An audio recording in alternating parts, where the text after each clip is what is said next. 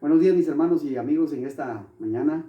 Soy el pastor César Barrios de Iglesia Asamblea de Dios Centro Evangelístico aquí de la ciudad de Mazatenango. Vamos a tener una reflexión de la palabra del Señor en Filipenses capítulo 4 del verso 1 al 9.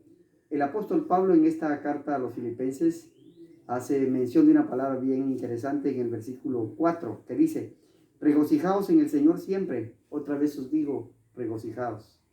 ¿Cómo podemos regocijarnos en este tiempo en que estamos sufriendo, cuando estamos enfrentando una dura situación?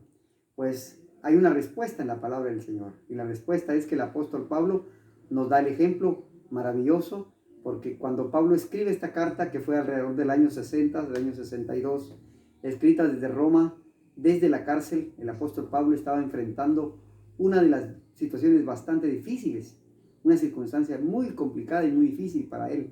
Estando desde la cárcel y en una circunstancia adversa, el apóstol Pablo nos puede decir estas palabras maravillosas que nos dan a nosotros un ejemplo maravilloso de cómo debemos de enfrentar la crisis, y es regocijarnos en el Señor siempre.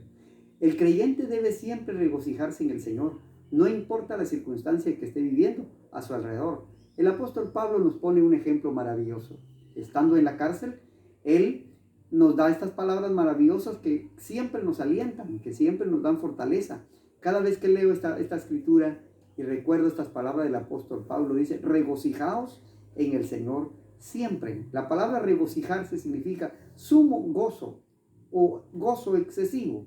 ¿Cómo puede tener alguien gozo excesivo? ¿Cómo puede tener alguien sumo gozo estando en unas circunstancias difíciles como las que estaba el apóstol Pablo desde la cárcel? La respuesta está que debemos de estar en el Señor. El que está en el Señor se manifiesta su actitud enfrenta las circunstancias, enfrenta la crisis con una actitud diferente.